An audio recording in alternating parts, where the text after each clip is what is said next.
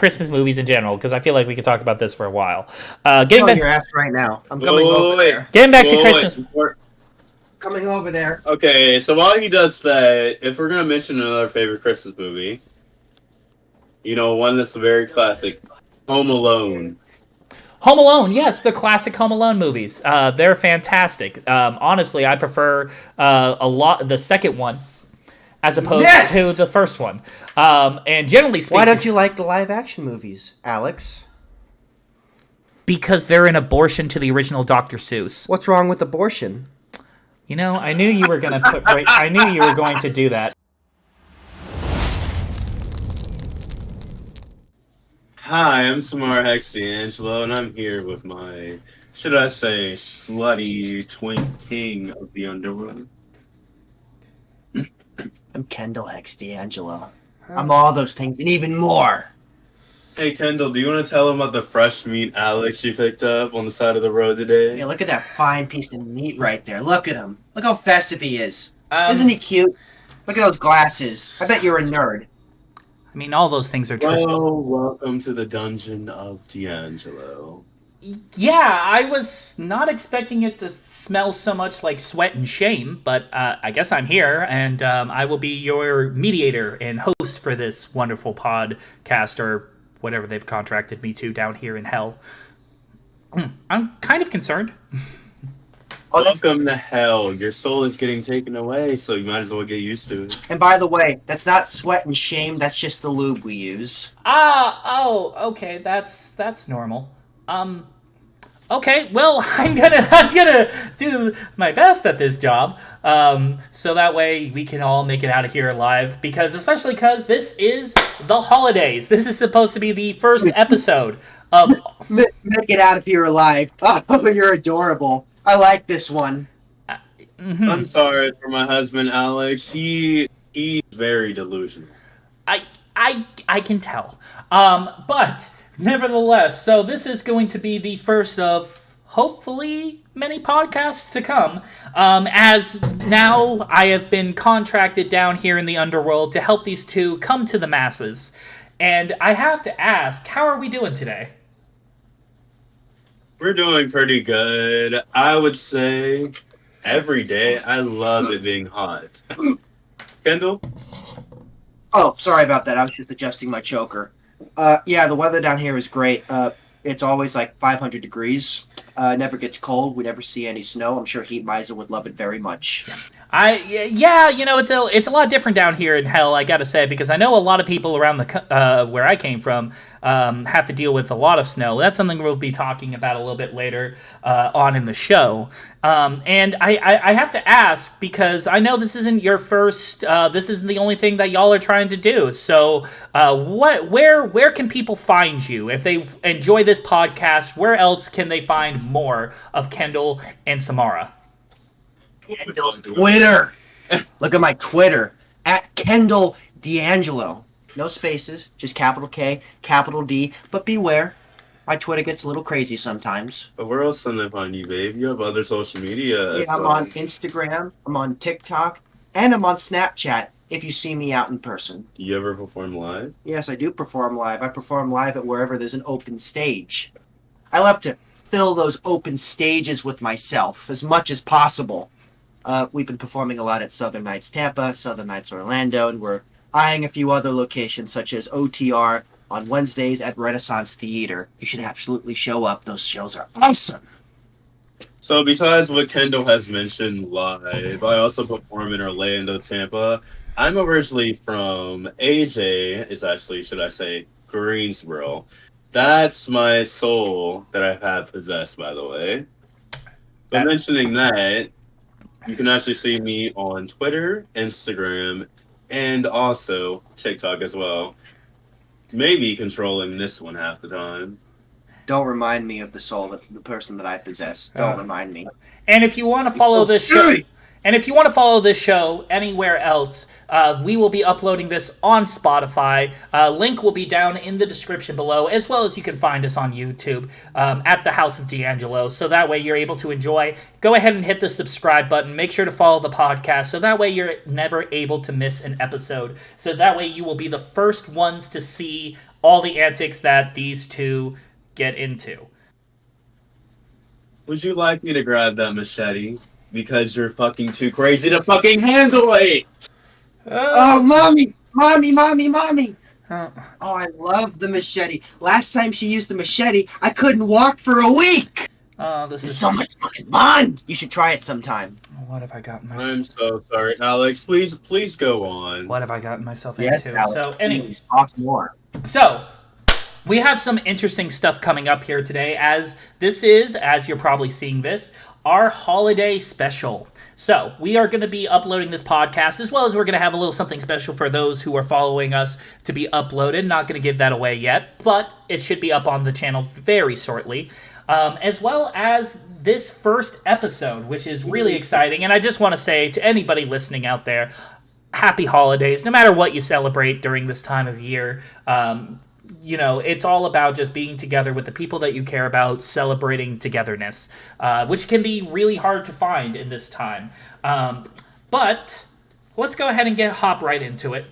I know. So Alex, mention the holidays before you do go on. I love the holidays, but some of us don't. Oh, really? Good afternoon. Good afternoon. Good afternoon, indeed. It's funny that you're the one who loves the holidays, Samara. Yet you're the one wearing the Grinch outfit, and I feel like that should be more on Kendall in this case, because for somebody who doesn't like the holidays, I feel like that's got to be more. Me, I don't know. Maybe you have more in common with Scrooge. I feel like that could fit. I mean, Kendall does currently have my soul down here, but I think I'm allowed to say that Kendall certainly has the nose of Scrooge. But other than that, I'm gonna die. But other than that, it's good to know that at least some of us enjoy the holidays. But it seems like we're seeing something that happens a lot more in this day and age, and we are seeing a war on Christmas. This is, if you've been following the news, and this happens every year. People go around claiming that there is a war on Christmas occurring right now. And I don't know, I guess I kind of want your thoughts on this, because I personally think we start celebrating Christmas the day after Halloween. So if there's some war on Christmas, I couldn't tell you. So before I do go on, can you explain what the war on Christmas is? Because this one thinks it's World War II. I do not think it's World War II. I have a very good understanding of the war on Christmas. Oh, So what is the war on Christmas? Well, first I'm going to start by showing off Maddie's credit card information right on the stream. well, let's not do that. I don't know. I think that's not particularly necessary. But the war on Christmas, if you ever follow the news, is people going around saying that we are trying to remove Christmas. We're trying to say that people get upset that you have to say Happy Holidays instead of Merry Christmas. People not understanding that other holidays exist around this time. We have plenty of people who celebrate Hanukkah. So you have this perpetual, and you see these news stories come out all the times. I'm not going to mention who's perpetuating these news stories. The Fox News know who they are. Trying to tell people that it's not, that there's this war on Christmas. And I don't know about you, but I can literally walk to any store the day after Christmas and literally see enough holiday cheer and joy that it makes it look like Santa, Father Christmas splooged all over my local Macy's the day after Christmas. So if there is some war, secret conspiracy on Christmas, I don't know. I don't see it. What do you two think? Do you want to go first since you're intrigued? Yeah, I don't see it either, because as soon as fucking Halloween is over, they're putting Christmas shit up. Yeah. If anything, there's too much fucking Christmas. That's... So my opinion on honestly that, I've honestly loved Christmas, but if we're talking about like department stores and malls, it's fucking too fucking chaotic. I can't fucking handle it at the end of the day. And it's just on top of that, why are we celebrating Christmas when it's Thanksgiving? Oh, well, you want to talk about department stores and malls? Here's some bullshit that my fucking host has talked about when he goes out and buys shit from the mall. You walk into a JCPenney's or a fucking Macy's and everything is marked down, right? Oh, I'm getting a good deal. It's 50% off. You just raised the fucking price. You could charge a markdown on it. Good fucking job, idiots. Yes. But don't we have like Black Friday though? Like like Alex and Kendall. Like, do we have Black Friday and Cyber Monday like right after Thanksgiving though? Yep. Oh, I've got something for you. Wait, I want to hear what Alex thinks about. Go Cyber ahead, Monday. Alex. Go Okay. ahead. Oh, thank you. Like when it comes to all of that, yeah, when you see those discounts occur, a lot of times what it is that it was never going to be sold at its full price. What they do, and this, which is actually something that in certain countries is illegal, a lot of companies, what they'll do is that they'll claim that they're doing it at a 20-30% discount. But it's not discounted. That's the price it was always going to be at. But they claim that they're giving it a discount, and you have no point of reference because you didn't see the price that it was at before. Because the $59.99 for this headset, that's just came out, and they're selling it at 20-30% off. No, they didn't give you a discount. That was always the intended price. But if they put on the tag that it's 20-30% off, that gives you that incentive. You need to buy it right now. You have to hop out and, go jump out of your car in the middle of traffic and head to Best Buy to go do that. It's a tactic that's used a lot. And again, in several countries, that's illegal to do. But it's something that we see a lot here in the States to just kind of give you that incentive of purchasing and needing to go buy it right now. It really does come down to, when it comes to Christmas, it's sort of what we've done to Thanksgiving too, where we have turned that into a shopping holiday. Be nice to others, peace on earth, all that, happy holidays, bring the family together. We have turned this into how much money do you have? But I guess that's what I'm trying to explain to Kendall, that it's not about monetary things. It's more about celebrating with your family. You have a D'Angelo family you can spend time with. But spending the time with them and literally having fun. It's not just about gifts. I'd rather spend time with you during the holidays. Maybe we'll see that in that Christmas special coming up if he really likes the holidays that much. But Kendall, going on to you, what do you think? About Black Friday and the holidays? So with regards to Black Friday, I saw a video on YouTube once where a person went into a Target and took a Black Friday sale sticker off. And that Black Friday sale was the same price as a regular sale. So Target's full of fucking shit. Eat my ass. Basically, and you see tactics like that happen all the time. It really is just to try to exploit people, to try to make sure they buy things that they necessarily wouldn't have gotten. But they're able to use the holidays and they're able to use sales like that to try to get that money out of your wallet when there was never actually a sale. It's all sleight of hand. And we've kind of lost track of what the holidays are about.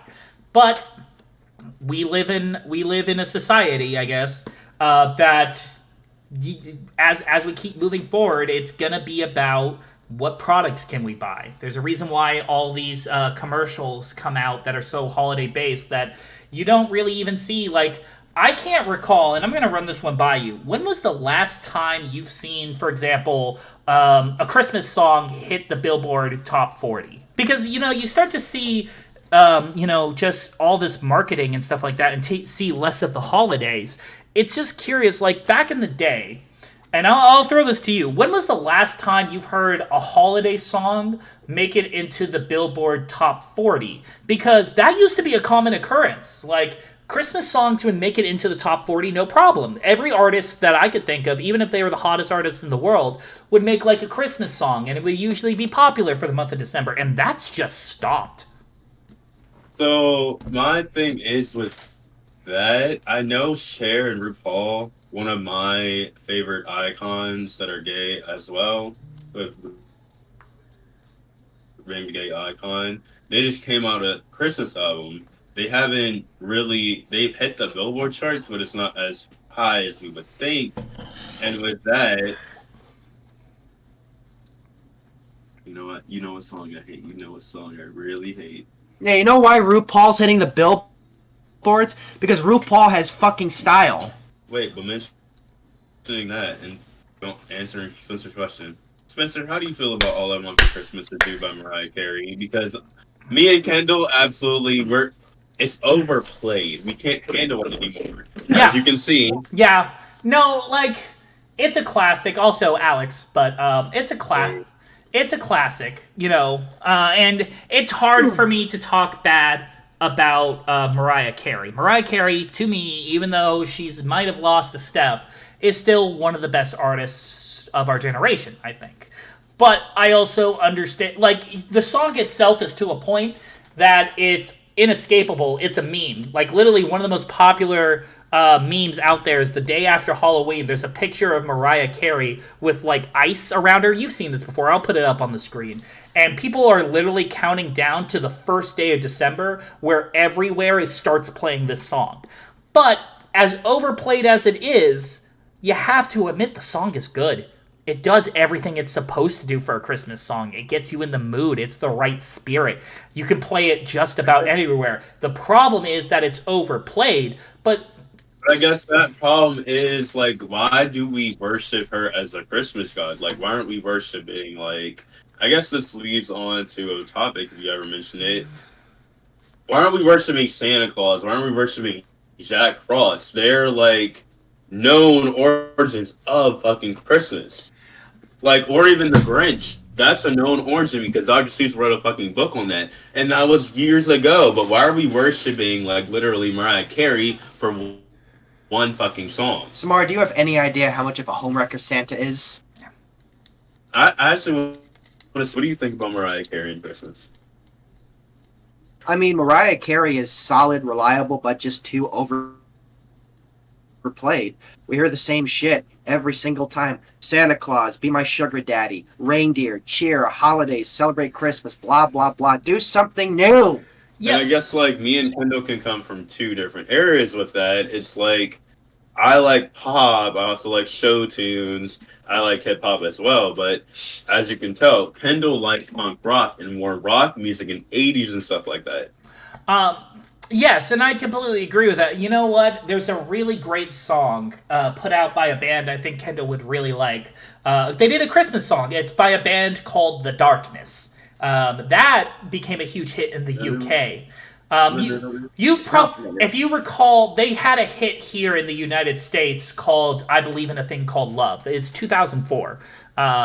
Really, really fantastic band. Won all the music awards back in the day. But they put out a Christmas album and they put out a Christmas song. But honestly, the last Christmas song that I can think of that charted was actually Justin Bieber. He put out that song "Playing in the Snow." That was the last time I can think of a. Wait! You said Justin Bieber. Wait, Kendall, didn't you used to fuck him like a long time ago? Those were dark times, weren't they? Do you need a? Yeah. I would do that too. I would do that too. So, mentioning that, Alex, I would have to say Kendall did used to fuck him a long time ago, and it's more of like on the fact that Kendall actually got him into all of that bad stuff you hear about with the drugs, with all of that shit, and like molesting girls. You can blame Kendall on that shit if he's not here right now. I'm sorry about that. Yeah, you know what? I'd walk out the room too. After something like that. But with that in mind, that is the last time I can think of a Christmas song making it into the Billboard Top 40. That just sort of stopped. Like we even in the month of December, we just decided that unless you actively go and look for this stuff, because people didn't stop making Christmas music. It's just we stopped listening to these newer artists putting out these songs that it was getting any radio play. Now, that could have been because we kind of changed how we do music. Like, nowadays, if you want to get a Billboard hit, you don't do it by putting it out on the radio. You get popular by doing a TikTok meme. That's just how it works nowadays. And then it just starts to chart. But I just find it weird. Like, we have so many talented artists. Still, why has Ariana Grande? Why has she not done like an actual not Thank You Next, where she's just dressed up in Christmas? But she's not. No, but I would have to beg to agree because you have heard Santa Tell Me. You have heard Last Christmas with Liz Gillies, which she's one of the chorus. She's also come up with a Christmas album as well. But I guess my question is, she did these things super popular. Why didn't those songs chart? Because that used to, again, That used to happen all the time. Around December, popular artists could put out a Christmas album or a Christmas song and put, 2 or 3 of those songs in the top 40. And now it doesn't happen. Have we as a society, just like as a newer listeners, just decided we're not interested in new Christmas music? I don't think it's a matter of new Christmas music. It's just a recycle of the same old shit. What Christmas music do you listen to, babe? Well, for this Christmas special, I've been listening to quite a bit. I love 12 Days of Christmas by Goldfinger. I think that's an interesting take on the song, incorporating a couple of different rock styles into it to produce something that I would actually listen to, that Maddie would listen to in his sacred place, the fucking swing set. Alex, I do want to bring up something. Have you ever heard about, like, I want to explore more in more of our newer episodes, but how do you feel about the war on pop? Because they're really targeting Katy Perry and, like, Gaga and stuff like that, and being like, pop doesn't really exist anymore because people like hip hop and stuff, and it's really not that much music artists. That's something that we could probably go into in another episode, because that should be its own discussion, because the dichotomy of pop music and like where it's at right now is so strange, because we are just in pop goes through peaks and valleys where people will tell you pop is dead and then it will come back and then it will be dead again. Me as a rock fan, I can tell you this much: rock in the popular charts has been dead for almost 20 years. I mean, if you grew up in the 2000s, you knew My Chemical Romance, Nickelback, Daughtry. Even if you didn't like them, you knew they were getting play. And now those bands can't get play to save their lives. It just doesn't happen. They can't. So that's it. Your favorite band doesn't get played anymore, does it? What is your favorite band nowadays? All it is, oh my gosh, fuck my pussy, fuck my hole, I have a sugar daddy. But that's my thing. Why are we putting music as just like being like sex? Why shouldn't it be like? I think. I hold on. I think we need to discuss this on another podcast, because I have a lot of opinions, and I know Kendall has a lot of opinions too. I fucking hate that shit. I would love to talk about this. Like, when it comes to our taste in music, kind of how we are seeing music on the radio moving forward, I think that's going to be its own interesting discussion, because you can't just talk about the music in a bubble. You have to talk about it on how we're listening to the music. Okay, and we are back. So now we're going to go ahead and talk about something else that we touched a little bit on the word Christmas. We've gone ahead and touched a little bit on our taste in holiday music. I think the next place we can go is holiday traditions. Everybody's got their little thing that they do, or multiple things. Whether it be a certain type of meal, whether it be a certain type of, activity that they do. Maybe it's a movie. So I think the people are interested of what does a Samara and Kendall holiday tradition look like. I'm going to throw it off to Samara first. What does the holiday tradition... Before you fucking answer... Let's see. Blur this segment out and just bleep it out. So, with answering that fucking question, I would have to say I love Christmas. Excuse me. You're okay. But Do you need to go to the hospital? Do you want to go in the bathroom with Celebi? I can send you there. And this is what it's like. Sorry, Alex. But anyway, going on, I would have to say, so over time, as a kid, I've learned that Christmas is more than just giving gifts and presents, more about spending time with family. I love cooking for my family Christmas dinner. I love also watching Christmas movies, and also, like, grabbing gifts for people that deserve it. But also, I would have to say, more about Christmas core to me, spending time with family and friends. That's a good and happy thing to do. And it doesn't matter if you're doing dinner, it doesn't matter if you're eating fucking Chinese food under the fucking tree. Just spending time with the people you mostly care about. Okay, so like, the traditional kind of experience when it comes to that, it's just like, I guess more or less, like, in that regard, yes. But I guess what I'm asking here, topic-wise, is there something specifically that you do every year? Like, is there, like, for some people, to give you an example, TBS will air, I think it's A Christmas Story for 24 hours. And a friend of mine would try to, on that day, try to watch that, see how many times he could watch that movie in a row before he tapped out. And the highest he's ever done it, he watched that thing 8 times in a row before he quit. But that's something that he does. He tries to watch that movie as many times as he can. So is there something that you feel like every year you try to do? Is it like a certain meal? Guess every year after Christmas dinner, me and my husband over here, and also our daughter Shady, we usually drink hot cocoa and also watch The Grinch anywhere we can find it. I know it's on streaming platforms right now. Problem is, you can't find it anywhere because you gotta buy it on fucking Prime Video. Right? That's a bullshit. Yep.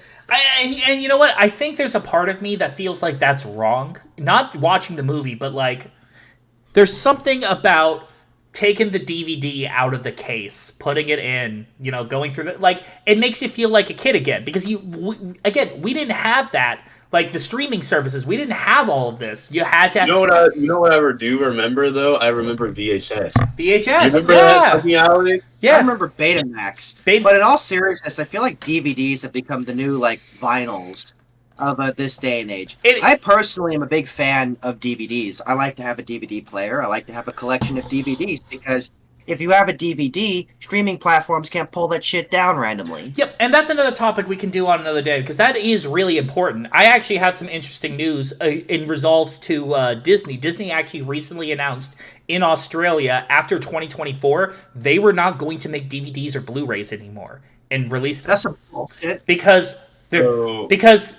that's just because the market for DVDs have done nothing but gone down, and streaming services have done nothing but gone up. Streaming is all on streaming platforms, and I'm like, most of these people that are literally paying for the streaming platforms, they have to pay for 5, 6 10 at the end of the day. Yeah, it's basically like you pay for 10 different streaming platforms. You're paying more than cable, as opposed to you have a nice DVD. You could put it in like a bookcase and just have a whole collection. Yep. I remember when Maddie was a kid, he'd always go to the library and get DVDs from there and pray to God they weren't scratched. Or if they were, they'd play fine. Library. Hell, when Blockbuster was still around, you could go get Christmas movies, no problem. Yeah, Blockbuster. Or hell, but the thing is, we as a society changed, where we were willing to put up with our favorite movies getting taken down, with having to deal with them wanting to change things if it was like something was a little too racy,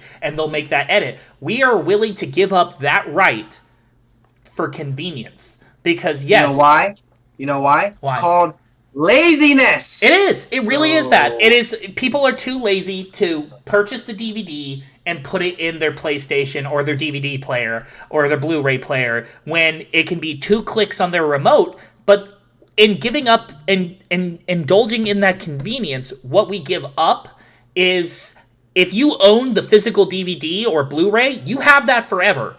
If you just have a streaming service and they want to take it down, there's nothing you can do. That's it. Game over. So do you mind if I ask, like, I know my husband celebrates with me, but besides the things that you like, because I know you like some things on Christmas, what are the things that you and Maddie really like to do for Christmas holiday traditions? Yeah, let's bring it back around. Maddie forces me to cry watch Polar Express with him. And then, so Maddie, the problem with Maddie is that his family always butchered the fucking holidays. They'd always be like, let's take a bunch of pictures and let's do this and that and go to Sunday Mass, and then we can get around to open presents. And it's like, and not only recently, Maddie's finally had a good reason to celebrate the holidays, because it's not going to get fucking butchered. But yeah, like, holidays aren't about gifts, but yeah, I enjoy opening presents. I enjoy, waking up Christmas morning and doing that sort of shit. And I love hot chocolate. And I guess, Alex, you can lead it off to you as well. Like, I think with my story, it's actually been a long time. I can't really say I have traditions, just because I haven't had a Christmas in so long. This even though I was taken down here. Weirdly enough, this is the first family I've had in years. I haven't had a traditional Christmas in so long that I have to develop new traditions. I recall back in the day, like we'd open up presents and something that when my parents were around, what you were required to do is if somebody opened up a gift and you would say this, "Ooh, what is that? Who gave that? That's nice." Like they literally had taught us to say that shit every time somebody opened up a gift. So that it was so nobody felt bad if they got like a $5 toy or something like that. So you had to like hype it up for everybody else in the house. Like what they got was really cool. But that was always something cute, and we'd have like dinner and stuff, and we'd have friends over. But that kind of stopped after certain things, which on this podcast I will go into my own stories. But things sort of changed, so I'm actually experiencing more of the holidays, weirdly enough, down here in hell with all of you, more than I've felt in years. So I'm gonna have to build up my I traditions. guess, like, before you talk, I guess that's what I want to do. Kendall, on the other hand, wants to do things else, but I guess, like, me and Hell, I have always pictured having family Christmases, having happy time during Christmases, and during more than just fucking or like literally sending people to hell for bad reasons. I've only sent literally most of the time, literally all the gays come to hell, as we all believe. But I'll leave it off to Kendall because he does know a lot about that. Hey, Alex, isn't it a real commentary when hell is better off than the fucking overworld?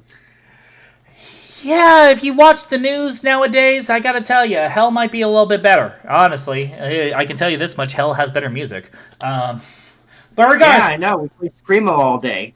I don't know about that, but so I guess getting into this because we talk about traditions, but we have to talk about the big man himself, the fat bastard who comes on his sleigh and drops off gifts to the good boys and girls and everybody in between, and leaves coal for the bad ones, which I'm sure that one over there, Kendall, is very familiar with.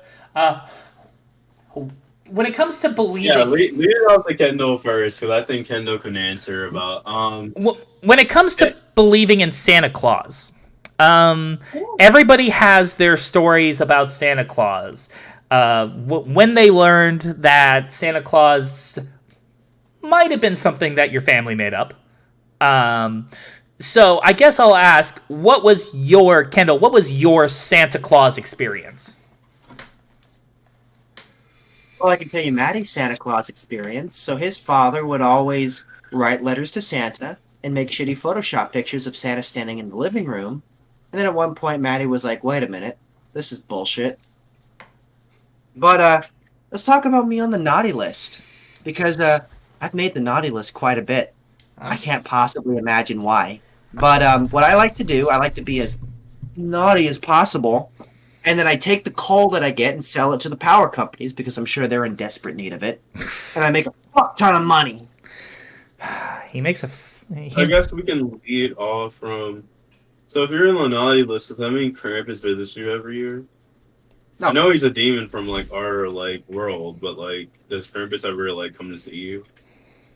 Not that I know of. I think it's just that fat asshole Santa dropping coal in my fucking stocking. No, it's not just coal in my stocking. I go to my fireplace that I don't have, and I just see a mountain of fucking coal just pouring out of it. He doesn't even bother to put it in the stocking. It's just a mountain of coal. I'm like, I gotta clean up all this shit. You're making me clean all this shit, Santa. I don't like cleaning. I mean, at least it's got to be useful. Like, like honestly, at that point, with that amount of coal, you could at least be like, okay, well, I know I can power my grill for like the next year, so I got to figure that's at least a little bit helpful. You know, coal's not I cheap. made an entire $3 selling it to Duke Energy. Oh, Yeah. Man. I guess if we lead it off to me from the next thing. Yeah.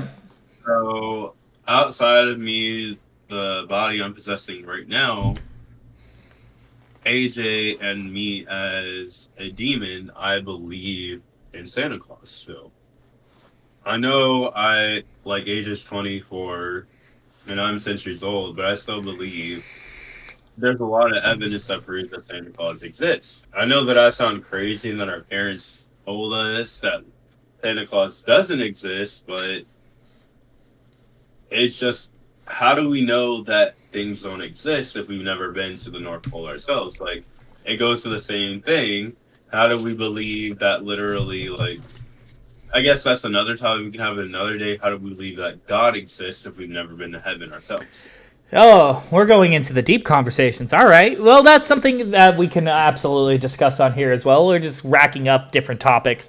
But okay, fair enough. Fair enough. I guess for me, when it comes to when I felt like I learned that I don't think there is a Santa was when I started getting gifts when I didn't write any letters. So I was like, wait a second, how does he know then? Like that doesn't make any sense. How does he know?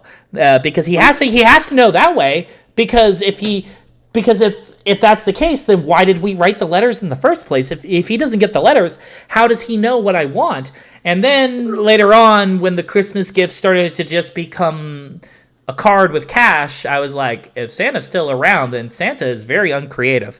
But that's just me. Again, that's just sort of me when it comes to Alex, hey, Alex, I have proof that Santa exists. It's right here, the Holy Bible. And we will talk about religion later, okay? It says that Santa exists right in here. I'm pretty sure that means more. That would be more the opposite. That would prove that we got to put the Christ back in Christmas.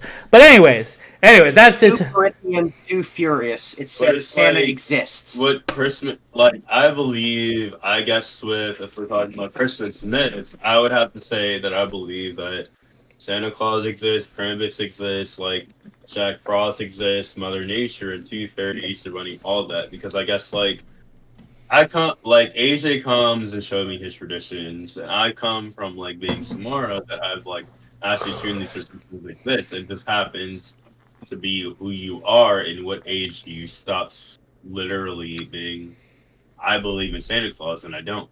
Mm-hmm. Okay, so we have some interesting takes here across the board on how we felt about old Saint Nick. I guess kind of getting away from that though, let's talk more about like the meat and potatoes I would call about Christmas. Okay, so as Santa Claus is coming to town, the tradition, you leave out milk and cookies. What type of cookies are we leaving out? Because me, I'm old school. I'm Milk chocolate chip. So let me say this. Kendall is a baker with Natty's help, so I'll lead it off to him because Milk chocolate chips softened with cornstarch, so they're nice and soft and fluffy. Yeah. Have you ever cooked any other cookies for Christmas with the milk though? I've made a bunch of different cookies. Maddie's signature cookies are the Andy's Mint double chocolate cookies, which are absolutely amazing. Yeah, his office completely agrees. I know he's also made some pretty fire snickerdoodles.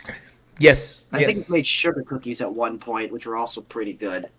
So I guess following up with Kendall, before I do leave it off to you, Alex, I guess like my mom always, when we had milk and cookies, we'd have different cookies, but mostly for Christmas we'd either have sugar cookies or chocolate chip cookies. I've known to love Kendall's cookies for that to be general because he's a really good baker.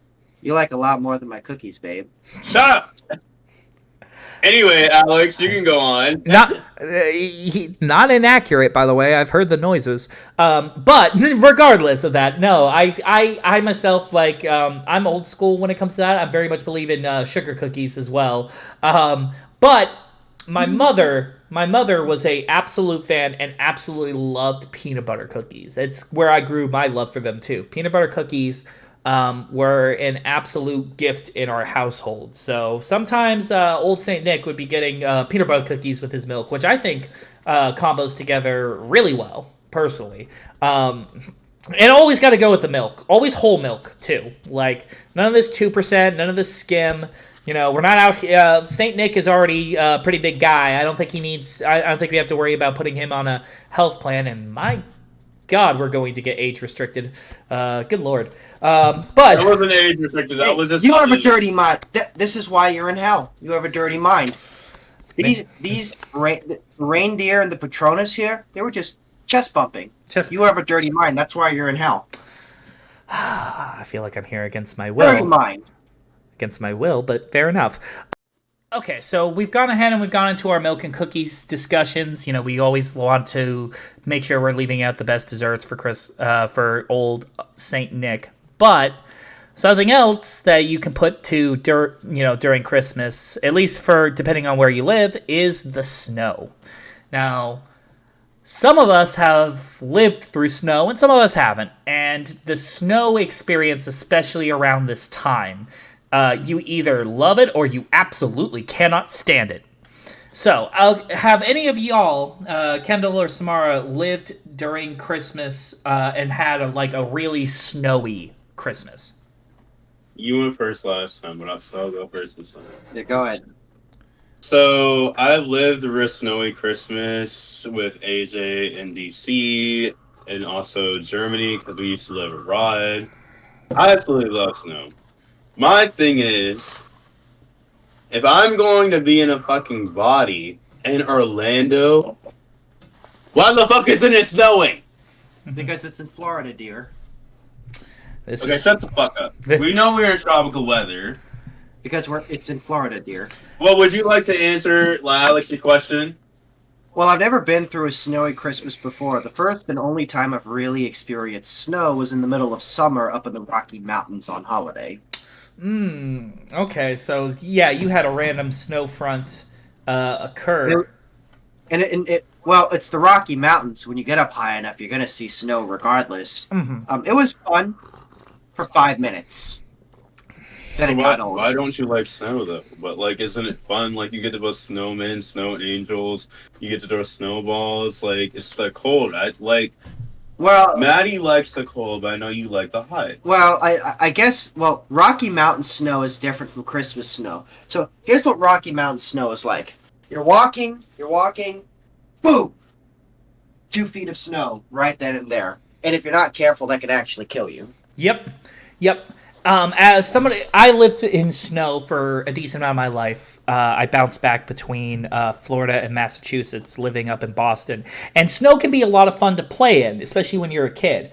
But being an adult, if you have to live there and you have to drive through that, it's so fucking annoying. Because, especially, and as a kid, if you live in a house, guess what? On your days off, oh boy, guess who's helping shovel the front yard? Because guess what? It's you. I would have to backtrack on that, and I want to ask you, Alex, and I want to ask you, Kendall, because I know you guys have both driven, but I don't personally drive.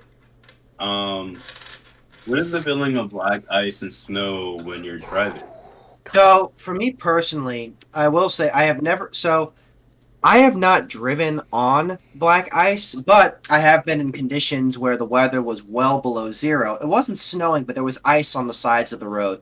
I was driving back from my family in Louisville, Kentucky to Jacksonville, and we were driving in the mountains. It was fucking scary, because the moment you hit that ice, you're going off a cliff.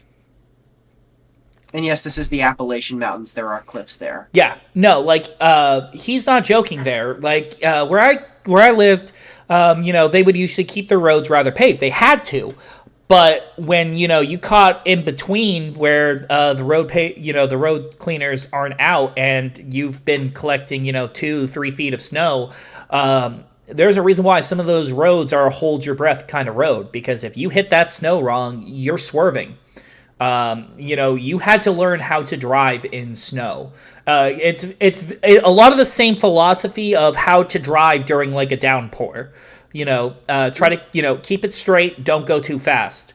Are we starting to get those here? Yeah. And of course, if you're a fucking Florida native, you always turn your hazards on, because that's what to do during a downpour, right? Turn your hazards on. I guess so. Is there a way that we can meet in the middle, that it snows, but because I've noticed in DC, it snows and rains at the same time, that it doesn't really hit the ground.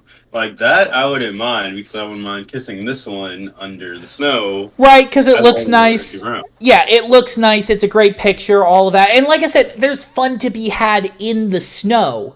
The snowball fights, building snowmen, going sledding. That's all fun.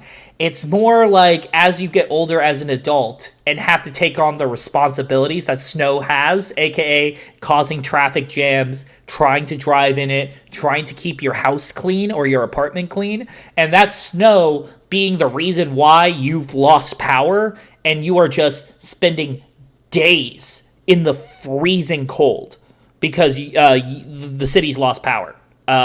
Those are the part, like, it's yin and yang. I would tell people that snow is really fun to visit, not something to live in. Because Well, I have a solution for losing power. Buy a generator. That's what my parents did at their house in Louisville. yeah, a generator does work. Like, a generator can work, but when you're in negative temperatures where your fuel starts to freeze, your generator's no longer working because the gasoline that you're using is starting to freeze. Do you have any? So, Alex, I would have to ask. I know Kendall captured you from Boston, and I know it snows a lot down there. What is it like down there? Boston. Okay, in Boston. I've been to Boston. Yeah, so you would know, but I don't know if you've ever been to Boston when it's snowing. No, Yeah, I don't want to. yeah. No, you don't. There's a reason why I didn't have to experience much of the difficulties of snow in terms of like getting to places because I rode the subway everywhere. You rode the subways just because it was just smarter to do. That has to do more with the fact that driving in Boston is the quickest way to go to hell. Is trying to drive in Boston. Excuse me, it's called the T. Depends on which one. Which line are we talking about here? Think about trains since you love them so much, and since you mentioned the Polar Express. No, Maddie loves trains so much. Yeah, well, It's called the T if you're taking the metro, unless you're taking the green line. There. The green line's the original. or the orange line. Thank you very much. The orange line. Yeah, the orange line is going to get you through most of Boston. Didn't you take the orange line with the metro too? I took every line. Yeah, the orange line, that's going to get you through Harvard. That's going to get you to Chinatown. That's going to get you to Boston College. There's multiple lines. There's the orange line, the red line, the green line. Technically the silver line, but that's just buses. Yeah, that's the BRT system. And then the... Wait, so my question is, okay, so I guess I have to leave this all to Maddie and Kendall because they know more about trains. Mhm. So do every train system has every color of train like DC? So different metro systems, they use the color coding system to just differentiate between lines. Red, blue, yellow, and green are going to be the most common colors you see in any line. But the more lines you have, the more colors you'll see. So yeah, they have similar colored lines to the DC Metro. Exactly. So it's not like if it's all just colors. It's not specific numbers or anything. No, Now, the difference is the New York City subway. They use their lines are colored, but they use numbers and letters to differentiate the lines. Because you'll take the F train or the B train. Yeah, because the 3 train. Because you have to, because it's just how dense their subway system is. You have to differentiate by color and by number or letter. With us, there's about 8 lines, all color oriented. That'll generally get you around the entire city or get you to any of the suburbs that you need. Like, for example, there's the purple line, but you would call that the metro because that's going to get you in and out of Boston into the suburbs. That's going to get you into Chelsea. That's going to get you into Woburn. That's going to get you into Burlington. You're going to take something like that or the blue line. I guess because I'm used to the metro or the Amtrak. Yeah. Or even European trains, and I know Kendall really likes European trains. He's told me a lot about Russia. I know I told him because I used to live in Germany. Mm-hmm. He's told me a lot about the European trains and how they were different than American trains. Yeah, how they don't suck. Well, can you explain more onto that? So with European trains, you're going to get better headways, you're going to get better quality trains, and you're going to get a lot more coverage, as well as a lot more transit options in a city. Like in London, you've got the underground, you've also got the overground, you've probably got some streetcars, you've got bus systems, you have multiple different options for getting around without a car. Yeah. Whereas here in America, you've got the bus, and then if you're lucky, there's a train system. Basically, Basically, yeah. Our own public transportation needs a lot of work in this country. Again, that's a topic that we can come back to. We can talk, honestly, between the two of us alone, I know we could talk about public transit for hours. But speaking of, we've kind of Podcast. Yes. we've gone ahead and talked about our snow, and having to live in it. But I guess to get a little bit more in touch with our intimate side, the mistletoe, one of the most classic traditions in all of. Well, I mean, you have to at least have something. See, there we go. Beautiful, beautiful, right there. I mean, your mistletoe is fake. But Literally, the lip gloss dry. Okay, fucking bitch. there you go. Now, everybody has their probably romantic mistletoe story. I recall one time, and I don't know if you call this romantic or not, but I was on this date with a, let's call them exotic dancer. And they went to work their shift, and I was there to have a few drinks, and then we went back to the car afterwards to talk. And she was getting close up to me, and it was Christmas time, and she's like, well, we don't have any mistletoes around. I literally busted open my phone, pulled up a picture of a mistletoe, and held it right at her car window and be like, does this count? And that's when we started kissing. That's how... What a fucking player. What a player. Team- No wonder why you're in hell. Alex, I guess that kind of makes sense. But when mistletoe, I kind of wanted to wait till I found my true love. Well, she wasn't my... Surely, I mean... my true love still has to pull the mistletoe on his fucking phone. I mean, or literally as a plant. I mean, I'm Want to explain? I was gonna just I don't need mistletoe to tongue fuck your face. Really so fucking nice to have that. That's a nice gesture. Even Maddie would fucking agree. I'm sure Asian with it as well. Well, let me find the closest thing we have to mistletoe. I'd like to I have point... a grass type Pokemon right here. See? I mean, He's that's... hanging above us. I mean, He's that's... hanging above us right now. I mean, That's he's close to mistletoe. He is grass type, so... Nah. See, look at that, beautiful. Let's put the heart. You. I love you too. Who says you can't find love in hell? I'd like to point out that I'm single over here, so clearly I did something wrong. Maybe I should have used a PNG instead of a JPEG. Maybe we would have went the distance. One of my demon girls to go fuck you. I know a lot of timers I can.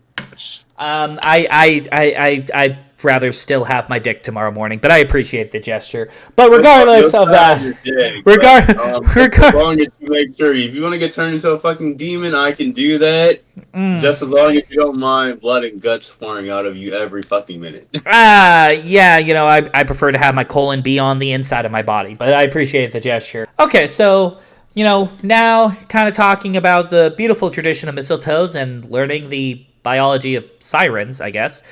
We are now going ahead and moving forward with something that we always love discussing here, the Christmas movie. Now, this is a genre that, honestly, by itself, could probably fill up an entire podcast. But everybody has their... Our favorite movie's Christmas Story. Quick on the draw. Fair enough. Maddie, or is that Kendall's? Both. Yeah, that's I fair. love Christmas Story so much. I love the part where Ralphie's like, oh, fuck. Yeah. Shoot your eye out. The scene of tongue being stuck on the pole. Just so... I've had so many moments like that where it just at times slows down, and I'm like, oh, fuck. And just like with Christmas Story, and it's the most innocuous scene, but it's literally the scene of the parents with the leg lamp. They turn it on, and they are literally just sitting there watching the snow fall on the couch. And to me, that's Christmas in a nutshell. Like, that shot, you could literally just take that shot, put it on a television, and let it run. And somebody were to ask me, what is Christmas? I'd go, that's basically it. Right there. I guess I remember the line, since he mentioned, my favorite scene in the fucking movie. Fuck. Where he literally sticks his, my favorite scene in the movie would literally have to be, he sticks his tongue on a pole, and he's like, Or when, of course, they say, as you know, Christmas Story, you'll shoot your eye out, Ralphie. Oh, of course. That's classic.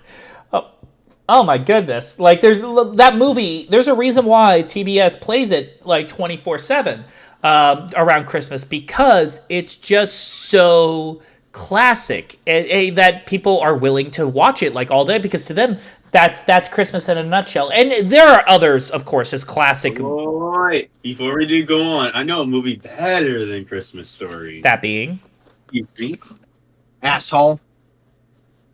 It would have to be How the Grinch Stole Christmas. Of yeah. course, you have to love Jim Carrey, but he's like, Fuck the tree. Fuck the tree. Fuck the tree. Fuck the tree. yes. I like the part where the Grinch fucked the tree. or of course, the classic, or of like, there's a lot of classic moments from there that people reference, where he's like, I'm the Grinch. Yes. Oh yeah, of course. The classic Dr. Seuss film. Both of them. Both the both the classic animated movie and the 2004 live action remake, which I'll stand by saying I love Jim Carrey, but I only think that movie's okay. I love the action remake more than the cartoon. I hate how can't- people love the cartoon. Live action's better. And you know what? I'm gonna be the basic one. I'm one of them. I only think the live action movie's okay. But that's my opinion on all the Dr. Seuss live action movies. I thought they were kind of mid. Well, let me answer this question for me: is the cartoon and live action better? Well, dear, if you have a problem with Alex Parker, here's a key to his bedroom. Go ahead and unlock the door and let him know about it in person. Go ahead. Yeah, there. I found the key. ahead. Yeah, that's Go unfortunate. ahead.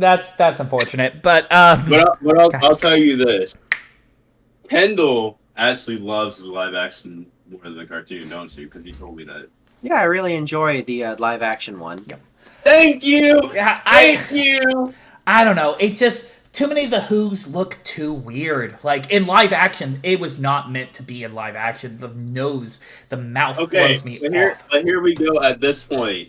Universal, do they depict the cartoon more, or do people go more for the live action? Well, of course, Kendall, yeah. in the fucking Universe Studios. Well, I mean, What is the 2-hour wait? it's pretty hard to depict a cartoon in real life. That's the point. Yes, they do the live action version. But they do Mickey Mouse, so that's another point. Yeah, and Mickey Mouse looks cursed as shit. And Mickey Mouse still owes me money. There you go. Now, I gave him some of my demonic powers to help him with some lawsuits he was dealing with over human rights issues. And he still owes me fucking money. yeah, well, you're probably. I guess, like, if we're gonna, like, I'm sorry, Alex, for interrupting you again, but I guess, like, we can take it. Yeah, I could take it. I love Dr. Seuss. I could take it.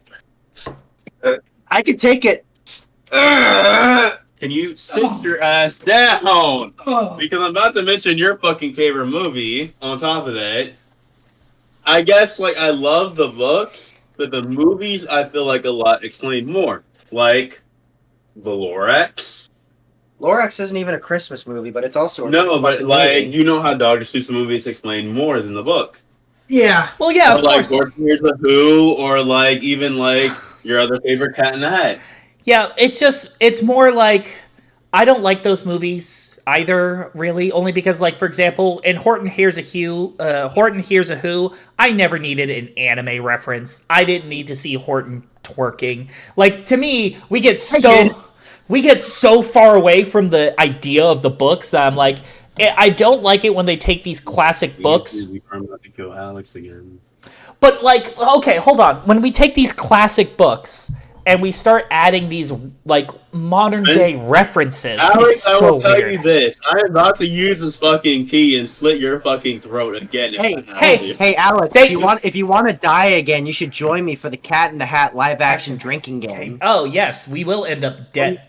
Well, I mean... When Maddie was with his exes, it took him 4 attempts to get through it. Well... In that 4th attempt, there wasn't a whole left. You're asking... Audience, I'll have you be the debater.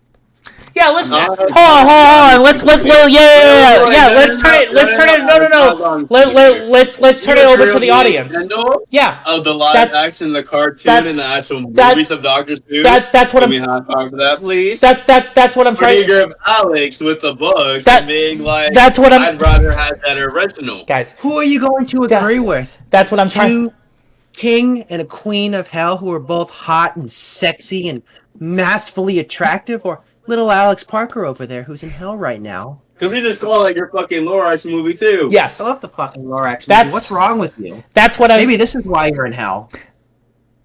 That's what I'm trying to get at. Is why don't we'll leave that up to the fans in the comment section below. What do y'all think? Do y'all like the live action Grinch movie? And if you do you think it's better than the original animated? Do you think they're on the same level? Which one do you prefer? Let us know in the comments, and make sure to, of course, give this a like, share it around, so that way we can get this discussion going more, and maybe we'll be able to answer this. Because I'm getting tag teamed here, but I know my stance when it comes to that. But just getting back to Christmas movies in general, because I feel like we could talk about this for a while. Getting back, your ass right now. I'm coming over there. getting back to Christmas. Coming over there. Okay, so while he does that, if we're gonna mention another favorite Christmas movie, one that's very classic, Home Alone.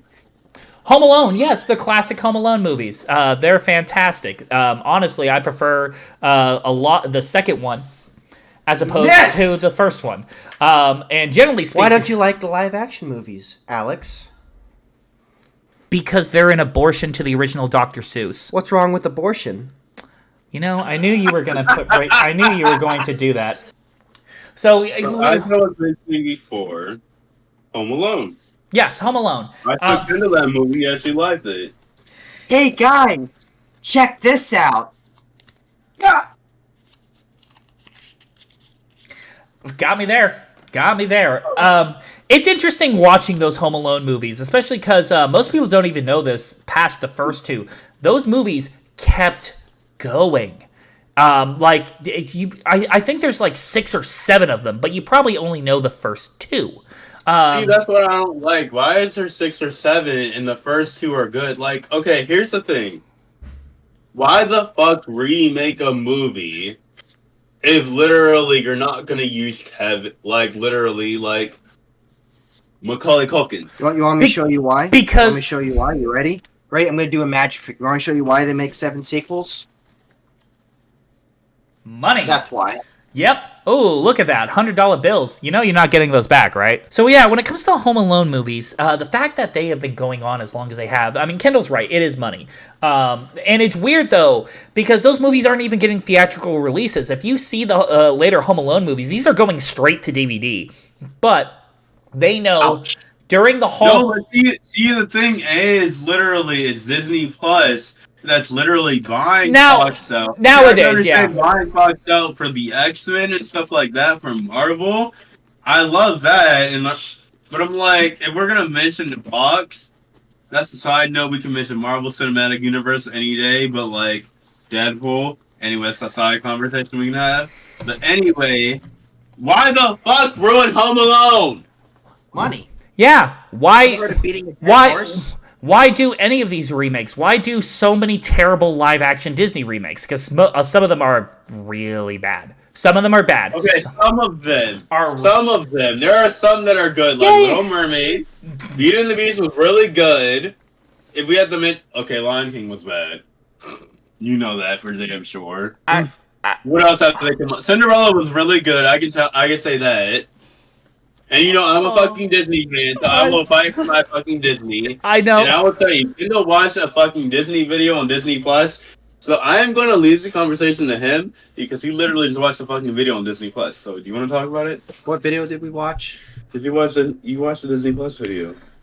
And how Disney is ruining everything.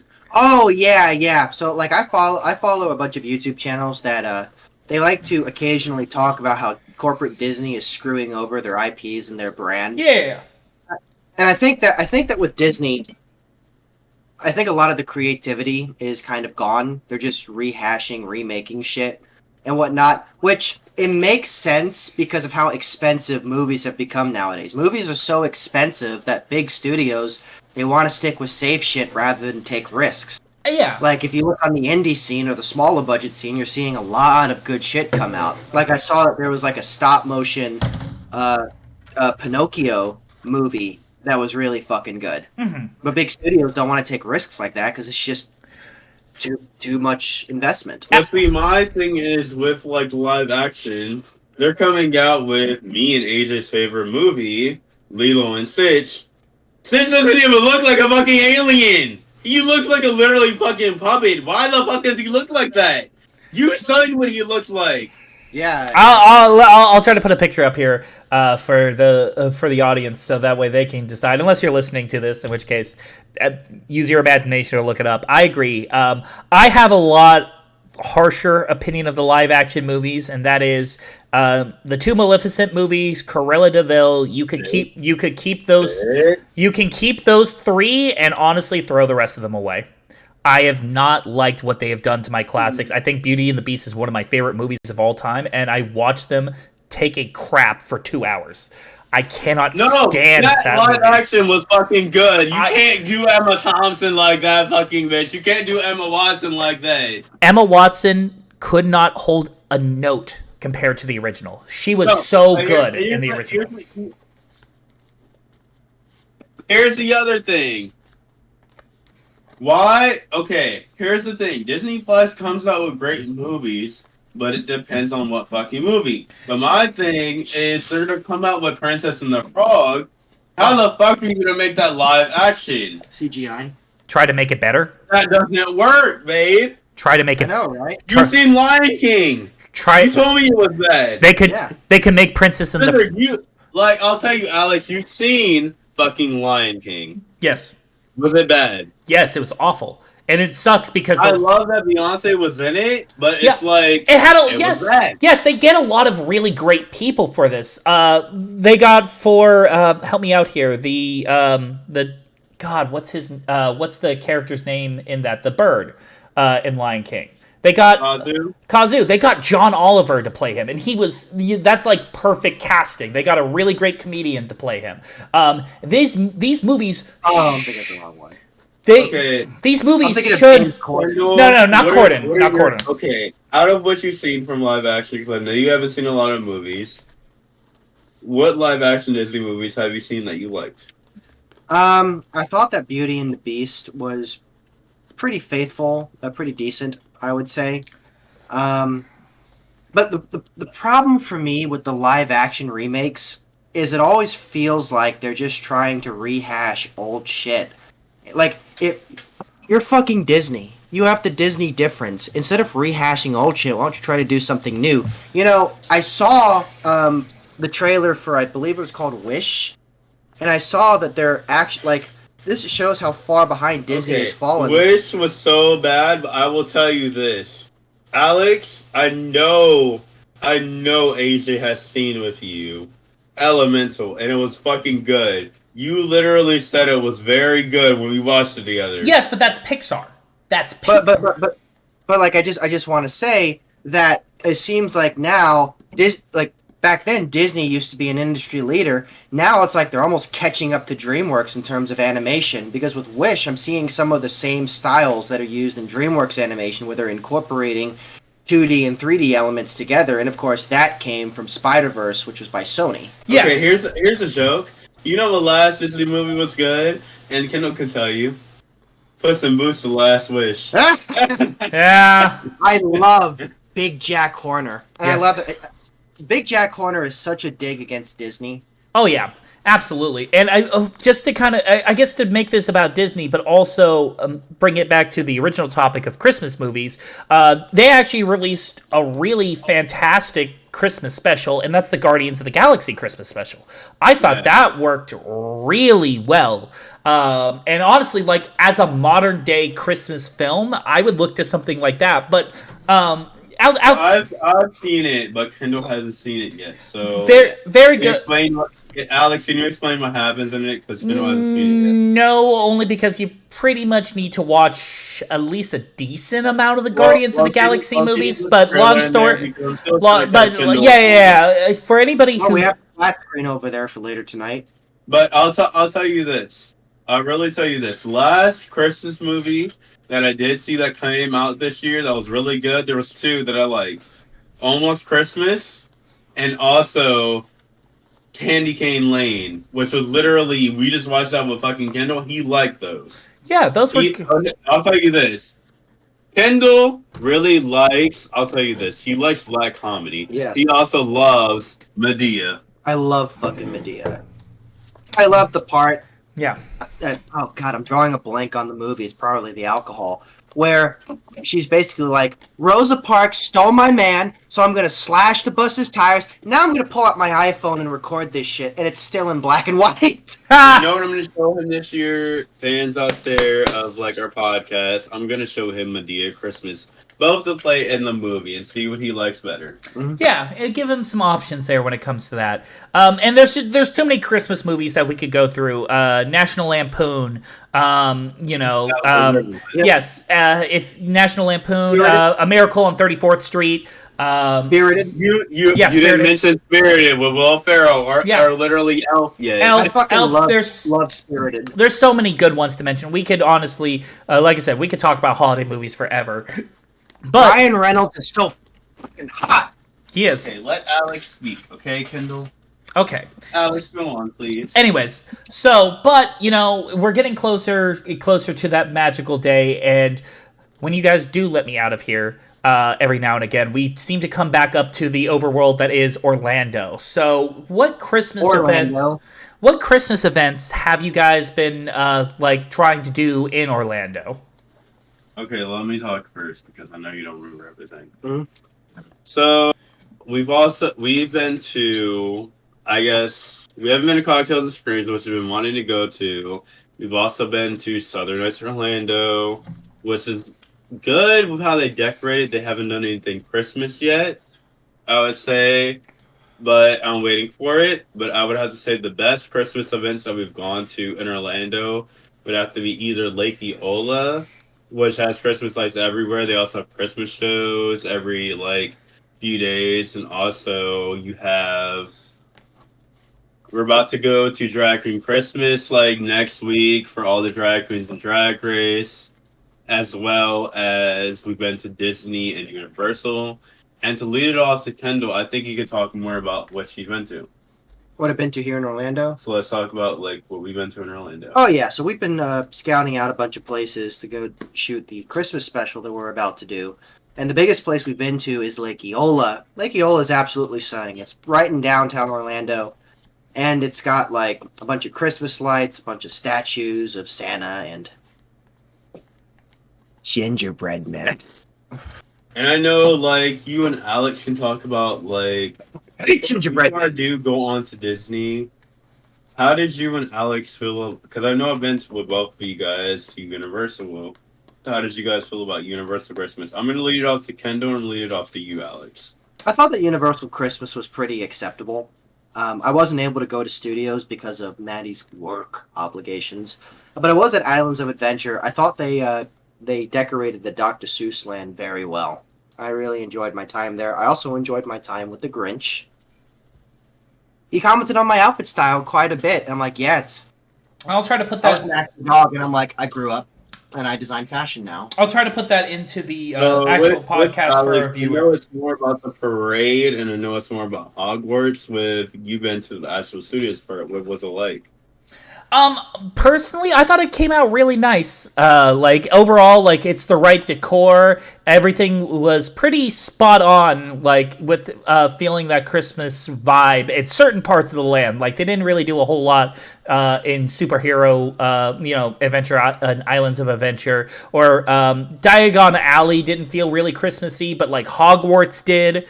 In particular, I think overall they had a really nice balance there. And if you like the Macy's version, hold on. Wait, Alex. I think Kendall has something to say. Hold on, because I wasn't able to join you all. They didn't decorate Diagon Alley. They if I recall, they barely touched that son of a gun. They mostly hit the main streets, your very first right around Macy's where they were doing the Macy's parade. Yeah, Diagon Alley they barely touched. I think it was because they were intentionally trying to draw you to Hogwarts specifically, and they wanted you to focus on other areas of Universal. Here's the thing about Universal that I don't get. Why aren't you decorating? And I guess this can lead to my Disney conversation as well, because I'm a Disney fan at heart. I know Kendall has experienced it as well. As you can see, I love Stitch.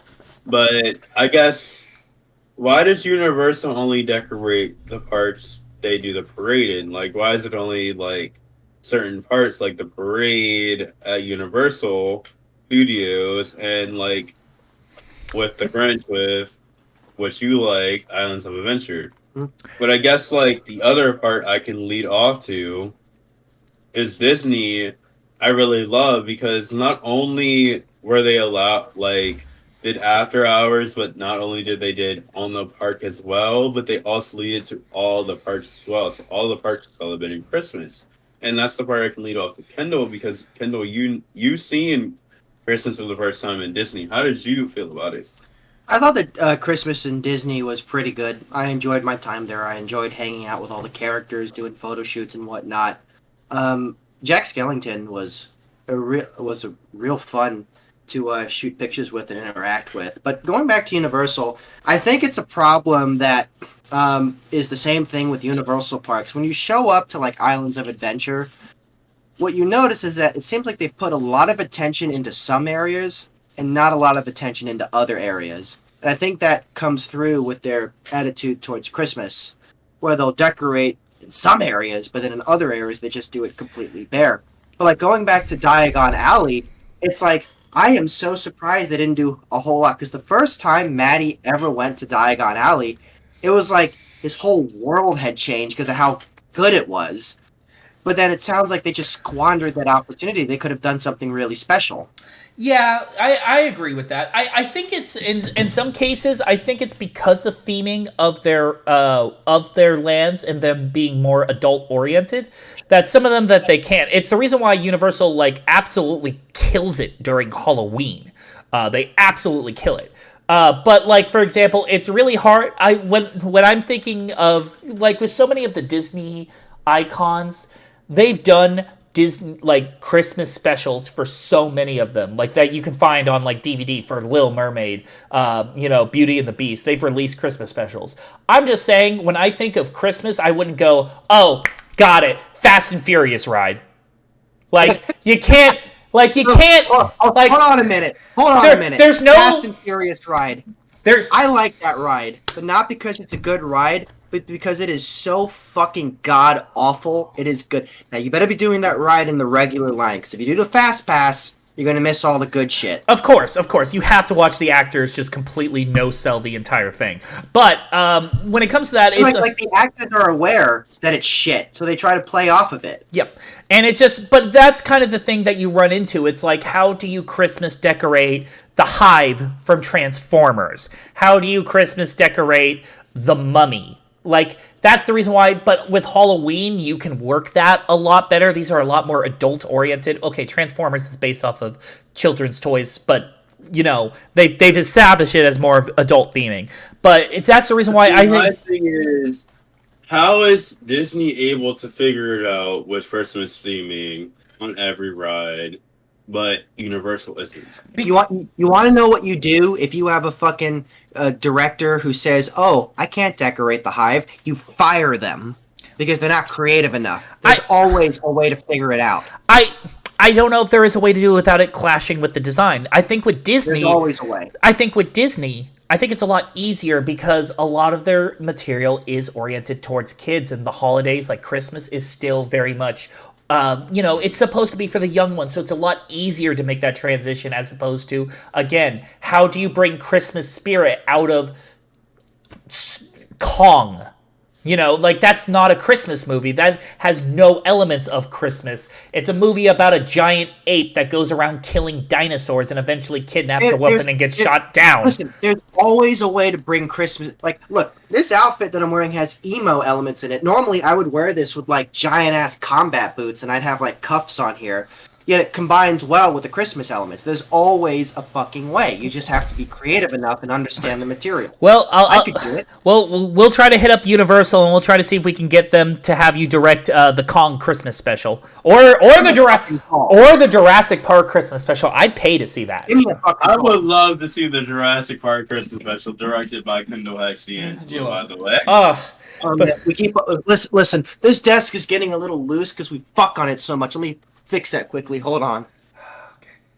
So, well, while he does that, Alex, do you have anything else you would like to talk about? I think with that, the only other thing we have to discuss really is the food. The food. On Christmas we're gonna be. That's a good thing. Yeah, let's. Hey, Kendall, desserts. Ooh, I've got some dessert right here. Oh yeah, mommy, mommy. Excuse me, Alex, but mentioning the food, I would have to say, you know who cooks all the food every year? I'm gonna guess you. Yes, I love to cook. Like I'm cooking with my family this year. Oh, that's More nice. of kind of a honey roasted ham. We also have mac and cheese, green beans, sweet potato casserole, stuff like Are that you coming up. are you And gonna I know, are you gonna crust that of mac course, and he's a baker right here. are you gonna crust that mac and Kendall is cheese? cooking the Christmas cookies. I've got some great fucking cookies. I got some cake too. It's right here. Well, You like the cake? You like the cake? Kendall, would you like to explain to the fans how you cook your Christmas cookies? Well, what I do is I go online, I follow the instructions, and then I add a little bit of love to them. As you It's very sweet. I eat a lot of sweets.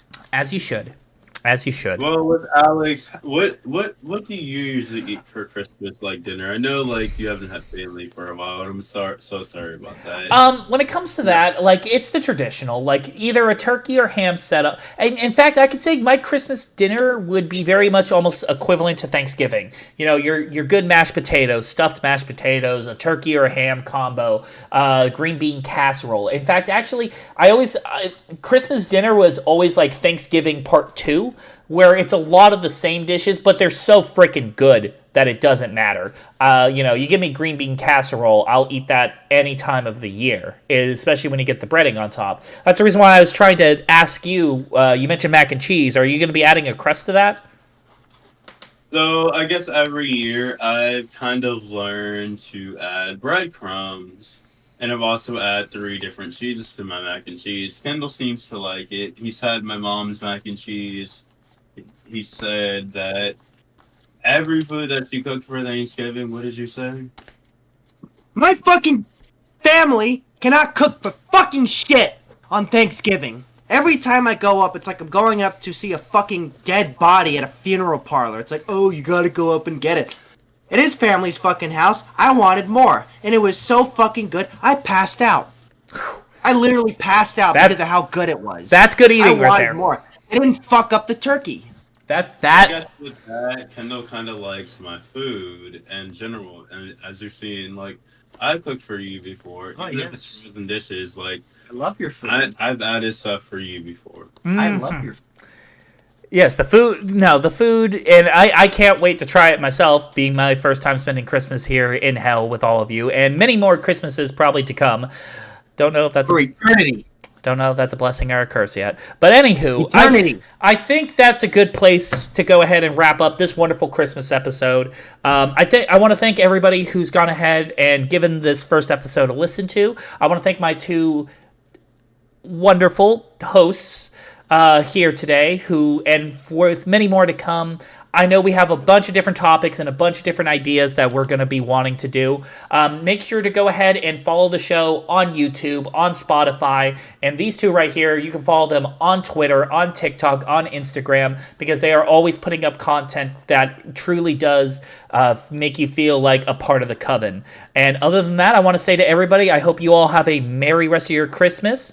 And other than that, I think that's all we have to say, unless you 2 have anything you want to add. Thank you. And I would like to say thank you for joining us in the Dungeon of D'Angelo. We're all deflower this one again. Like you had a fucking choice, Alex. You're in hell now. You don't have a choice. You have to be on our podcast. What have I? Well, thank you, Alex, for joining us. Yeah, thank you anyways. So make your ease to hell easy. Do not stress this one. I'll tell you that. He's a psychopath. I'm starting to learn that. Good night, everybody.